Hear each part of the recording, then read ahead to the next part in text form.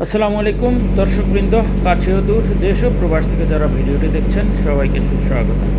দর্শকবৃন্দ, আপনাদের সামনে আরও একটি ভিডিও নিয়ে হাজির হলাম। দর্শক, দেখতে থাকুন এই অঞ্চলের মানুষের জীবনযাপন কিভাবে যাপিত হয়।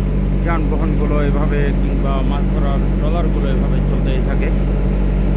তো আপনি যদি এখানে এক নাগারে তাকিয়ে থাকেন তো আপনার কাছে মনে হবে যে নদীর তীর কিংবা নদীর তীরে যে গাছপালাগুলো রয়েছে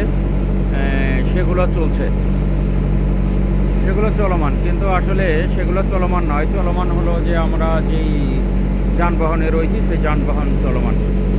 দর্শক, আমি আপনাদেরকে আরেকটু দেখানোর চেষ্টা করি। দেখুন দর্শক, এই যে এখানে বাগদার পোনা আহরণ করা হচ্ছে। গ্রামের মেয়ে ছেলে যারা রয়েছে তাদের জীবনযাপন দেখুন দর্শক কতটা কষ্টের।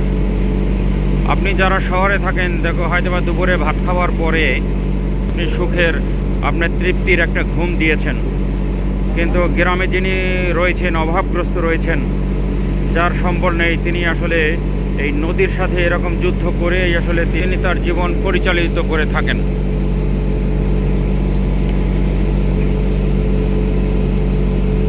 এখন দর্শক, ছোট ছোট আকারের এখন অনেক বোট হয়েছে।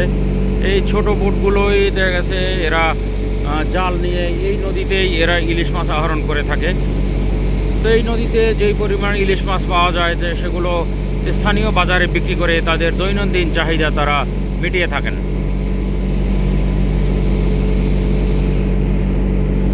দেখুন দর্শক, এখানে এই একটি ছেলে, এই ছেলেটি এখানে বাগদার পোনা আহরণ করে থাকে।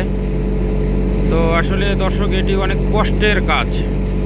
তো এটি যে না করেছে আসলে সে বুঝবে না। শহরে যারা থাকেন এই শীতের মধ্যে দেখা যায় হয়তো বা অনেকে 3-4 দিনে একবার গোসলও করেন না। বাট এই ছেলেটি সারাদিন এখানে রোদের মধ্যে পুড়ে কিংবা এই সাগরের যে নোনা পানি এর সাথে কতবার যে তাকে ভিজতে হয়, প্রত্যেকবার জাল ফেলতে হয়, জাল তুলতে হয়, এবং ওখান থেকে যে বাগদার পোনাগুলো জালে ধরা পড়ে ওগুলো আহরণ করে বাজারে বিক্রি করে এভাবেই তাদের জীবনযাপন, তাদের দৈনন্দিন প্রয়োজন তারা মিটিয়ে থাকেন। দর্শক, এই জায়গার নাম হলো জয়াল ভাঙা। তো প্রথমে আমরা ঘাট দিয়েছি হলো নলবনিয়া, তারপরে তিতুলবাড়িয়া, তারপরে কি তারপরে জয়াল ভাঙা। দেখুন দর্শক, নামকরণগুলো কেমন করা হয়েছে। নামকরণগুলো হয়েছে স্থানীয় ভাষায়, এগুলো নামকরণ করা হয়েছে।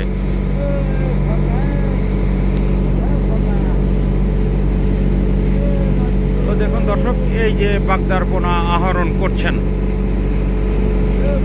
আমি আপনাদেরকে জুম করে দেখানোর চেষ্টা করছি।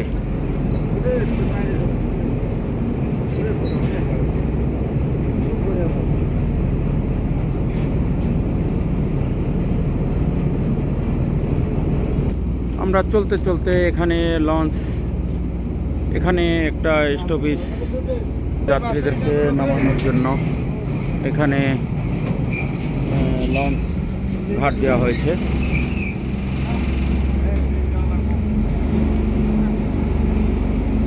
তো দেখুন দর্শক, এরা কতটা আন্তরিক মানুষজন নামার জন্য, যাতে মানুষজন কমফোর্টলি ওঠানামা করতে পারে, এই জন্য কাঠ দিয়ে এভাবে সিঁড়ি নির্মাণ করে।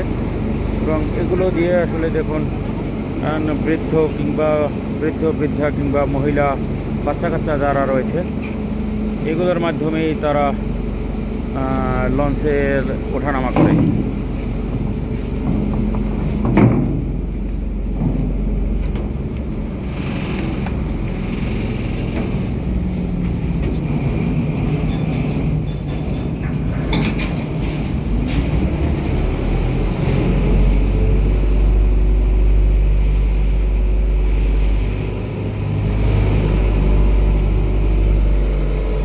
দর্শক, এখান থেকে যাত্রীরা নেমে যাওয়ার পরে এটা ব্যাগে দিয়ে এখান থেকে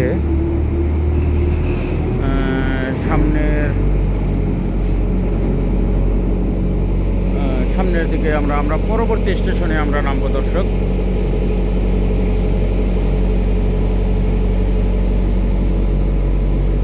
এখানে বেশ সুন্দর কালারফুল একটা বোট দেখতে পেলাম আমরা। তো দর্শক, যে কথা বলছিলাম, পাওয়ার প্ল্যান্ট এখানে স্থাপন করা হয়েছে। তো পাওয়ার প্ল্যান্টের মাধ্যমে স্থানীয় লোকজন যে বিদ্যুৎ সুবিধা পাচ্ছে, স্থানীয় মহল্লাগুলো কিংবা বাজারঘাটগুলো বিদ্যুতের আওতায় চলে এসেছে। তো এই যে দেখুন, তার সুফল মানুষ পাচ্ছে। এই যে পাওয়ার প্ল্যান্টের কথা আমি আপনাদেরকে বলছিলাম, এই যে দেখুন দর্শক, এই সে পাওয়ার প্ল্যান্টটি। তো এখানে একটা পাওয়ার প্ল্যান্ট নির্মাণ করা হয়েছে। দর্শক দেখুন গ্রামের চিত্র, ছেলে পেলে যারা এখানে পাশেই এখানে একটা বাজার রয়েছে। তো বাজারের পাশে এখানে নদীর পাশে এখানে যে মাঠ রয়েছে, মাঠ বলতে এগুলো নদীর পাশে এগুলো জায়গা। তো যেহেতু এখানে কোনো ফলাদি এখানে উৎপন্ন হয় না, যেহেতু লবণাক্ত পানি, জোয়ারের পানি উঠে। তো দেখুন দর্শক, এখানে সম্ভবত একটা ফুটবল টুর্নামেন্ট চলছে, পাশাপাশি অনেকে ক্রিকেটও খেলছেন। তো এগুলো দেখে আসলে আমি আমার শৈশবে ফিরে গেলাম। আমার শৈশবের কথা মনে পড়েছে। তখন তো আসলে মোবাইল ইন্টারনেটের যুগ ছিল না। এখন যদি দেখা গেছে, আপনি দেখবেন যে 4জন ফ্রেন্ড একসাথে বসে রয়েছেন, তারা দেখবেন যে 4টা মোবাইল নিয়ে তারা নিজেদের মতো ব্যস্ত। হয়তো বা কেউ ফেসবুকিং করছে, কেউ ইউটিউব দেখছে, কেউ গেমস খেলছে। বাট দর্শক দেখুন, এখানে কিন্তু স্থানীয় ছেলেপেলে যারা রয়েছে, তারা বিকালবেলা আসলে ওগুলোর সাথে সম্পৃক্ত না হয়ে তারা খেলাধুলায় তারা মনোনিবেশ করেছেন। দেখুন দর্শক, এই যে গাছটি একদম ঠিক ছবির মতো, আমরা ছবিতে যেরকম দেখে থাকি গাছ, দেখুন দর্শক, গাছটি একদম ছবির মতো।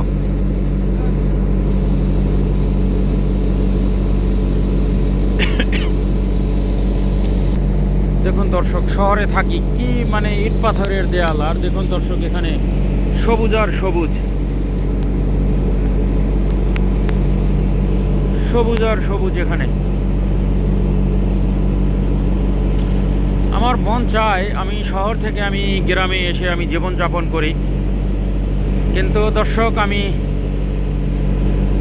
অকপটই আমি স্বীকার করি যে আসলে আমি গ্রামে এসে আসলে কিছু করার মতো আসলে সেই অবস্থাও আমার নেই, সেই সম্পদও আমার নেই, কিংবা সেই সমস্ত কাজও আমার জানা নেই। তো আসলে ইন ফিউচার আমার প্ল্যান রয়েছে, তো গ্রামে সেটেল হয়ে আমার প্ল্যান রয়েছে সেখানে একটা খামার বাড়ি করব, এবং সেই খামার বাড়িতে সেখানে কিছু গরু ছাগল থাকবে, হাঁস মুরগি থাকবে, এবং শাকসবজি, যেগুলো আসলে বাজারজাত করে যে আমি লাভবান হওয়ার উদ্দেশ্যে নয়, এগুলো আসলে ন্যাচারাল আসলে ফুড, একদম অর্গানিক ফুড গ্রহণ করার চিন্তা থেকেই আসলে, ভাবনা থেকেই আসলে এই কনসেপ্টটা আসলে আমার মাথায় এসেছে। যেহেতু আমরা শহরে যারা থেকে থাকি, শহরে অনেক ভেজাল আর ভেজাল। তো দেখুন দর্শক, এখানে মানে কি নির্মল পরিবেশ। আমি ঢাকায় ঢুকলেই আমার বুকের ভিতর সবসময় একটা ব্যথা থাকে। তো আর আমি ঢাকা থেকে যদি আমি গ্রামের উদ্দেশ্যে আসি, সেটা নট অনলি ফর আমার গ্রাম, সেটা আমি যে কোনো গ্রামের উদ্দেশ্যে যদি আমি যাই, আমি ঢাকার থেকে বের হওয়ার সাথে সাথে আমার বুকে আর কোনো পেইন থাকে না। তো দর্শক ভাবুন যে ঢাকার বাতাস, ঢাকার অক্সিজেন কতটা দূষিত। তো এই দর্শক দেখুন, এই অঞ্চলগুলো আসলে খুবই নদী ভাঙন প্রবণ অঞ্চল। এই অঞ্চলগুলো নদী অনেক ভাঙে। তো বাংলাদেশ সরকার কর্তৃক এখানে চেষ্টা করা হয়েছে স্থানীয় মানুষকে বন্যার কিংবা নদীর জোয়ারের পানি থেকে তাদেরকে কিভাবে রক্ষা করা যায়, এই জন্য চেষ্টা করেছে। এখানে নদী ভাঙন রোধে এখানে জিও ব্যাগ এখানে প্রতিস্থাপন করে এখানে নদী ভাঙনের মুখ থেকে স্থানীয় বাসিন্দাদেরকে রক্ষা করার চেষ্টা করেছেন।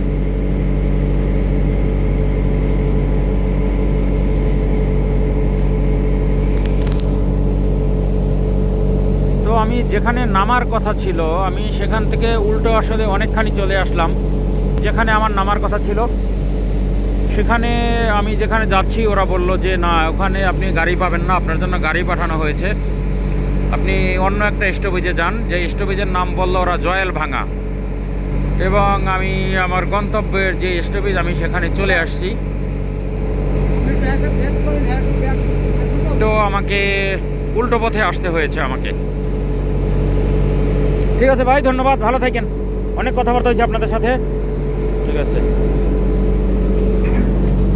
ঠিক আছে, ভালো থাকবেন। ওকে, এই ভদ্রলোক কথা বলতে পারেন না, তো ভাড়ার প্রতি আসলে অনেক খুশি হয়ে গিয়েছেন। ঠিক আছে, ওকে ওকে। তো দর্শক, আমি আমার গন্তব্যে চলে এসেছি। এখানেই আমার লঞ্চ এখানে স্টেশন ধরবে। তো দর্শক, সবাই ভালো থাকবেন। আমি আমার চোখে আমি আপনাদেরকে গ্রামের প্রত্যন্ত অঞ্চল সবুজ আমি আপনাদেরকে দেখানোর চেষ্টা করেছি। তো যে যেখানেই থাকেন ভালো থাকবেন, আপনার প্রতিবেশীকে আপনি ভালো রাখবেন। আসসালামু আলাইকুম ওয়া রাহমাতুল্লাহি ওয়া বারাকাতুহু।